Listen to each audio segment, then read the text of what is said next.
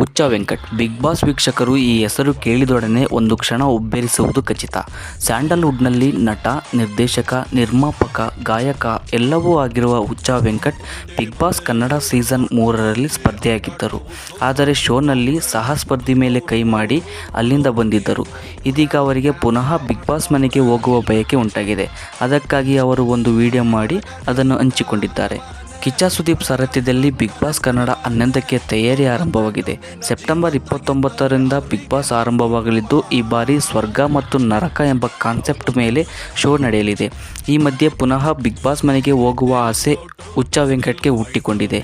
ಮತ್ತೆ big boss ಮನೆಗೆ ಬರೋದಕ್ಕೆ ನನಗೆ ಒಂದು ಅವಕಾಶ ಕೊಡಿ ಎಂದು ಹುಚ್ಚ ವೆಂಕಟ್ ಮನವಿ ಮಾಡಿದ್ದಾರೆ.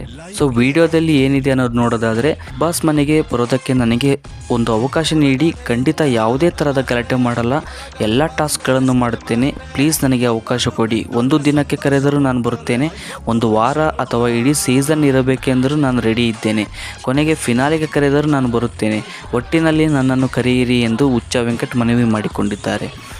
ಸುದೀಪ್ ಅವರೇ, ಇದು ನನ್ನ ಮನವಿ. ಎಲ್ಲರೂ ನನ್ನನ್ನು ಬಿಗ್ ಬಾಸ್ ಹುಚ್ಚ ವೆಂಕಟ್ ಎಂದು ಕರೆಯುತ್ತಾರೆ.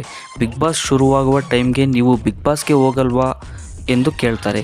ಸುದೀಪ್ ಅವರೇ, ಇದು ನನ್ನ ಮನವಿ, ಪ್ಲೀಸ್ ನನಗೆ ಒಂದು ಅವಕಾಶ ನೀಡಿ, ನೀವು ಮನಸ್ಸು ಮಾಡಿದರೆ ಆಗುತ್ತದೆ ಎಂದು ಹುಚ್ಚ ವೆಂಕಟ್ ವಿಡಿಯೋದಲ್ಲಿ ಹೇಳಿಕೊಂಡಿದ್ದಾರೆ.